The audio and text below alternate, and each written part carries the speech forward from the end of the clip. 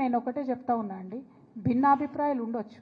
ఒకనాడు ఉద్యమంలో తెలంగాణ తల్లిని పెట్టినప్పుడు దాదాపు నెల రోజులు చర్చ చేసి అందరి మేధావుల ఒపీనియన్ తీసుకొని తెలంగాణ ఉద్యమ సందర్భంలో ఎట్లా తెలంగాణ తల్లి ఉంటే బాగుంటుంది, మన ప్రత్యేకత చూపించేటటువంటి విగ్రహం ఉండాలి అనేటటువంటి ఆలోచనలు చేశారు.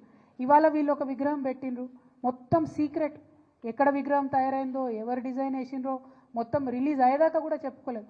అంటే అంత నిర్బంధంగా ఒక విగ్రహాన్ని తయారు చేసేటటువంటి దుస్థితి ఇవాళ ప్రజాస్వామ్యంలో ఉండడమే నిజంగా అవమానకరం. ఓపెన్గా ఉండాలి. ఇదే ఆర్టిస్టులు, ఇదే పోయట్లు ముందే చెప్పేది ఉంటుంది, ఓపెన్గా డిక్లేర్ చేసేది ఉంటుంది.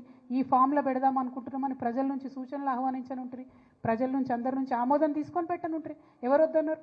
అంత సీక్రెట్గా పెట్టడానికి ఇదేమన్నా ఫ్యూడల్ వ్యవస్థనా, నాజీ ప్రభుత్వమా, ఏంది ఇది? ఎందుకట్లా ఉండాలి? రేపు రౌండ్ టేబుల్ సమావేశంలో వక్తలందరి అభిప్రాయాలు తీసుకొని, వారి సూచనలు తీసుకొని, మేధావులందరి యొక్క ఒపీనియన్ తీసుకొని ఇంకా ఫర్దర్ కార్యాచరణ కూడా తప్పకుండా చేస్తాం.